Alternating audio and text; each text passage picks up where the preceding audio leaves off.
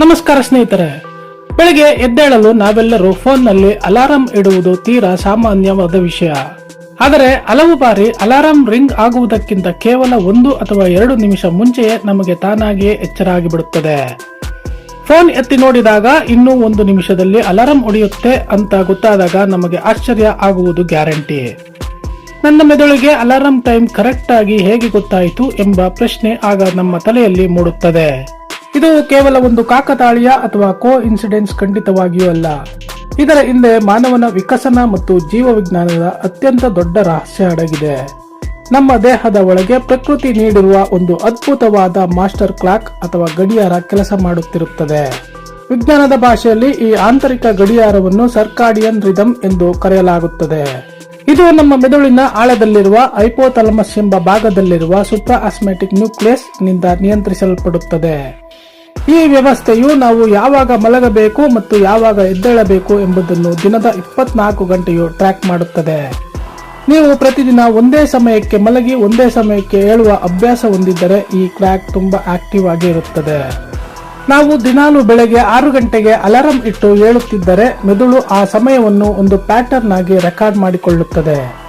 ಈ ಪ್ಯಾಟರ್ನ್ ಕ್ರಮೇಣ ನಮ್ಮ ದೇಹದ ಒಂದು ನೈಸರ್ಗಿಕ ಅಭ್ಯಾಸವಾಗಿ ಬದಲಾಗಿ ಬಿಡುತ್ತದೆ. ನಮ್ಮ ದೇಹಕ್ಕೆ ನಿದ್ದೆಯಿಂದ ಸಡನ್ ಆಗಿ ಎಚ್ಚರವಾಗುವುದು ಎಂದರೆ ಅಷ್ಟಾಗಿ ಇಷ್ಟವಾಗುವುದಿಲ್ಲ. ಗಾಢ ನಿದ್ದೆಯಲ್ಲಿದ್ದಾಗ ಒಮ್ಮೆಗೆ ಅಲಾರಂ ಜೋರಾಗಿ ಕಿರಿಚಿದರೆ ನಮ್ಮ ಇಡೀ ದೇಹಕ್ಕೆ ಒಂದು ರೀತಿಯ ಸಣ್ಣ ಶಾಕ್ ತಗುಲುವಂತಾಗುತ್ತದೆ. ಈ ಸಡನ್ ಶಾಕ್ ಅಥವಾ ಅಡಚಣೆಯಿಂದ ನಮ್ಮನ್ನು ರಕ್ಷಿಸಲು ನಮ್ಮ ಮೆದುಳು ಒಂದು ಮಾಸ್ಟರ್ ಪ್ಲಾನ್ ಮಾಡುತ್ತದೆ. ಅಲಾರಂ ಹೊಡೆಯುವುದಕ್ಕಿಂತ ಸುಮಾರು 1 ರಿಂದ 2 ಗಂಟೆ ಮುಂಚೆಯೇ ನಮ್ಮ ದೇಹದಲ್ಲಿ ಸಿದ್ಧತೆಗಳು ಶುರುವಾಗುತ್ತವೆ. ಈ ಸಮಯದಲ್ಲಿ ಮೆದುಳು ದೇಹದ ಉಷ್ಣಾಂಶ ಮತ್ತು ರಕ್ತದೊತ್ತಡವನ್ನು ನಿಧಾನವಾಗಿ ಹೆಚ್ಚಿಸಲು ಪ್ರಾರಂಭಿಸುತ್ತದೆ. ಇದರ ಜೊತೆಗೆ ದೇಹದಲ್ಲಿ ಕಾರ್ಟಿಸೋಲ್ ಮತ್ತು ಅಡ್ರಿನಲಿನ್ ಎಂಬ ಹಾರ್ಮೋನ್ಗಳು ಬಿಡುಗಡೆಯಾಗುತ್ತವೆ. ಕಾರ್ಟಿಸೋಲ್ ಅನ್ನು ಸಾಮಾನ್ಯವಾಗಿ ಸ್ಟ್ರೆಸ್ ಹಾರ್ಮೋನ್ ಎಂದು ಕರೆದರೂ ಇದು ನಮ್ಮನ್ನು ಅಲರ್ಟ್ ಮಾಡಲು ತುಂಬಾ ಮುಖ್ಯ. ಈ ಹಾರ್ಮೋನ್ಗಳ ಮಟ್ಟ ಹೆಚ್ಚಾದಂತೆ ನಮ್ಮ ದೇಹವು ನಿದ್ದೆಯ ಮೂಡ್ನಿಂದ ಹೊರಬರಲು ಸಿದ್ಧವಾಗುತ್ತದೆ. ಇದು ಒಂಥರ ರೇಸ್ ಕಾರ್ ಸ್ಟಾರ್ಟ್ ಆಗುವ ಮುನ್ನ ಇಂಜಿನ್ ಅನ್ನು ಫ್ರೀ ಹಿಟ್ ಮಾಡಿದ ಹಾಗೆ ಇರುತ್ತದೆ. ಈ ಹಾರ್ಮೋನ್ಗಳ ಪ್ರಭಾವದಿಂದಾಗಿ ಅಲಾರಂ ರಿಂಗ್ ಆಗುವ ಮುನ್ನವೇ ನಾವು ಎಚ್ಚರಗೊಳ್ಳುವ ಸ್ಥಿತಿಗೆ ತಲುಪಿರುತ್ತೇವೆ. ಇದರಿಂದಾಗಿ ಅಲಾರಂ ಶಬ್ದ ಕಿರಿಕಿರಿ ಉಂಟು ಮಾಡುವ ಮುನ್ನವೇ ನಾವು ಶಾಂತಿಯುತವಾಗಿ ಕಣ್ಣು ಬಿಡುತ್ತೇವೆ. ವಿಜ್ಞಾನಿಗಳ ಪ್ರಕಾರ ಇದು ಮನುಷ್ಯನ ವಿಕಸನದ ಇತಿಹಾಸಕ್ಕೆ ಸಂಬಂಧಪಟ್ಟಿದ್ದಾಗಿದೆ. ಆದಿಕಾಲದಲ್ಲಿ ಮನುಷ್ಯರು ಕಾಡಿನಲ್ಲಿ ವಾಸಿಸುತ್ತಿದ್ದಾಗ ಇಂದಿನ ತಂತ್ರಜ್ಞಾನದ ಅಲಾರಂಗಳು ಇರಲಿಲ್ಲ. ಆಗ ಕಾಡು ಪ್ರಾಣಿಗಳಿಂದ ರಕ್ಷಿಸಿಕೊಳ್ಳಲು ಮತ್ತು ಸೂರ್ಯನ ಬೆಳಕಿಗೆ ತಕ್ಕಂತೆ ಬೇಟೆಯಾಡಲು ಮನುಷ್ಯರು ಬೇಗ ಏಳಬೇಕಿತ್ತು. ಪ್ರಕೃತಿಯ ಬದಲಾವಣೆಗೆ ತಕ್ಕಂತೆ ಮನುಷ್ಯನ ದೇಹವು ತನ್ನದೇ ಆದ ರಕ್ಷಣಾತ್ಮಕ ಅಲಾರಂ ಸಿಸ್ಟಮ್ ಅನ್ನು ಅಭಿವೃದ್ಧಿಪಡಿಸಿಕೊಂಡಿತು. ಕಾಡಿನಲ್ಲಿ ಸಡನ್ ಆಗಿ ಆಪತ್ತು ಬಂದಾಗ ತಕ್ಷಣ ಅಲರ್ಟ್ ಆಗಲು ಈ ಆಂತರಿಕ ಗಡಿಯಾರ ಅಂದು ಸಹಾಯ ಮಾಡುತ್ತಿತ್ತು. ಅದೇ ಜೈವಿಕ ಗುಣಲಕ್ಷಣ ಇಂದು ನಮ್ಮ ಡಿಜಿಟಲ್ ಅಲಾರಂ ಅನ್ನು ಸೋಲಿಸಲು ನಮಗೆ ಸಹಾಯ ಮಾಡುತ್ತಿದೆ. ನಮ್ಮ ಮೆದುಳು ಸ್ಮಾರ್ಟ್ ಫೋನ್ಗಳಿಗಿಂತಲೂ ಅತ್ಯಂತ ನಿಖರವಾಗಿ ಸಮಯವನ್ನು ಲೆಕ್ಕ ಹಾಕಬಲ್ಲದು ಎಂಬುದಕ್ಕೆ ಇದೇ ಸಾಕ್ಷಿ. ನೀವು ಎಷ್ಟೇ ಆಳವಾದ ನಿದ್ದೆಯಲ್ಲಿದ್ದರೂ ನಿಮ್ಮ ಸಬ್ಕಾನ್ಶಿಯಸ್ ಮೈಂಡ್ ಸಮಯವನ್ನು ಗಮನಿಸುತ್ತಲೇ ಇರುತ್ತದೆ. ನೀವು ಎಷ್ಟು ಗಂಟೆಗಳ ಕಾಲ ಮಲಗಿದ್ದೀರಿ ಮತ್ತು ಇನ್ನು ಎಷ್ಟು ಹೊತ್ತಿಗೆ ಏಳಬೇಕು ಎಂಬ ಲೆಕ್ಕ ಅದಕ್ಕೆ ಪಕ್ಕಾ ಇರುತ್ತದೆ. ಆದರೆ ಈ ನೈಸರ್ಗಿಕ ಅಲಾರಂ ಸಿಸ್ಟಮ್ ಎಲ್ಲರಲ್ಲೂ ಒಂದೇ ತರಹ ಕೆಲಸ ಮಾಡುವುದಿಲ್ಲ.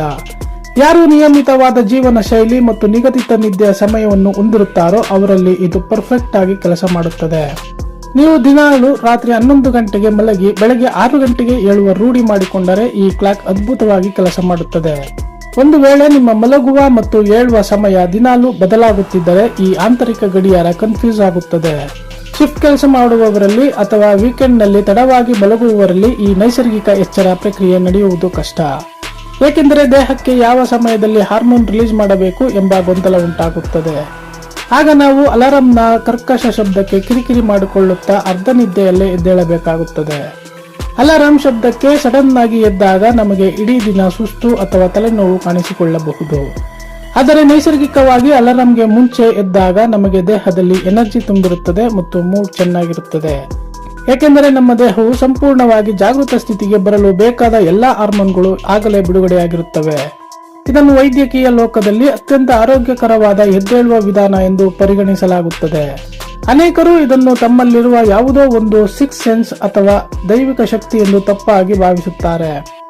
ಆದರೆ ಇದರ ಹಿಂದೆ ಸಂಪೂರ್ಣವಾಗಿ ಬಯಾಲಜಿ ಮತ್ತು ಮೆದುಳಿನ ರಾಸಾಯನಿಕ ಪ್ರಕ್ರಿಯೆಗಳು ಮಾತ್ರ ಅಡಗಿವೆ.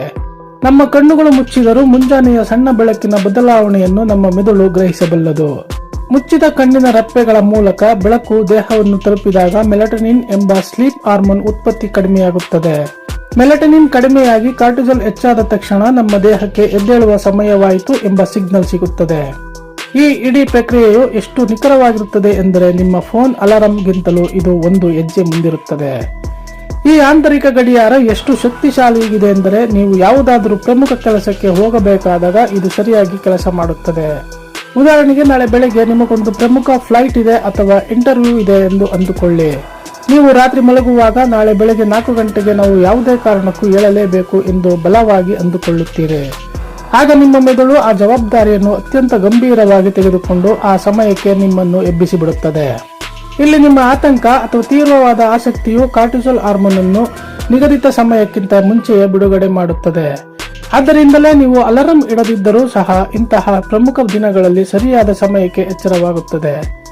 ನಮ್ಮ ದೇಹದ ಈ ವ್ಯವಸ್ಥೆಯನ್ನು ನೋಡಿದರೆ ಪ್ರಕೃತಿ ನಮ್ಮನ್ನು ಎಷ್ಟು ಅದ್ಭುತವಾಗಿ ವಿನ್ಯಾಸಗೊಳಿಸಿದೆ ಎಂಬುದು ಅರ್ಥವಾಗುತ್ತದೆ.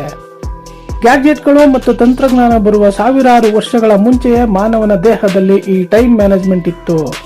ಇಂದಿಗೂ ಸಹ ಹಳ್ಳಿಗಳಲ್ಲಿ ವಾಸಿಸುವ ಅನೇಕ ಹಿರಿಯರು ಯಾವುದೇ ಅಲಾರಂ ಇಲ್ಲದೆ ಸೂರ್ಯ ಹುಟ್ಟುವ ಮುನ್ನವೇ ಎದ್ದೇಳುತ್ತಾರೆ.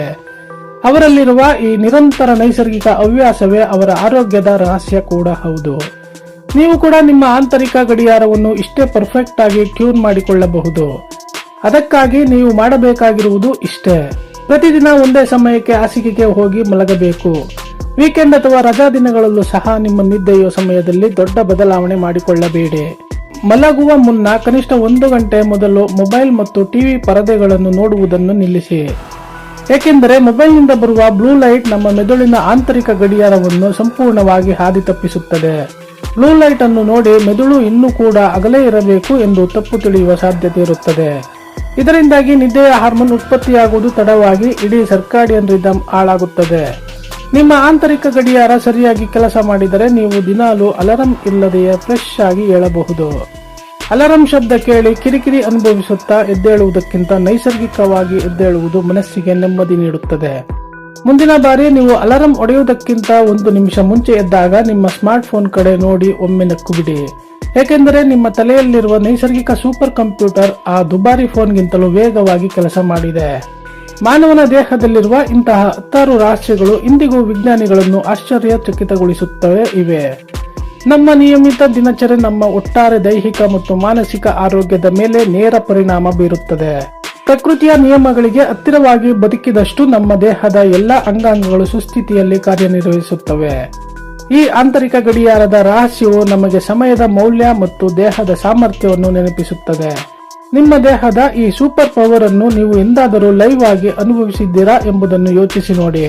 ನಿಮ್ಮ ಮೆದುಳು ನಿಮಗೆ ಮುಂಚಿತವಾಗಿಯೇ ಎಚ್ಚರಗೊಳಿಸುವ ಮೂಲಕ ನಿಮ್ಮ ದಿನವನ್ನು ಸುಲಭವಾಗಿಸಲು ಪ್ರಯತ್ನಿಸುತ್ತದೆ.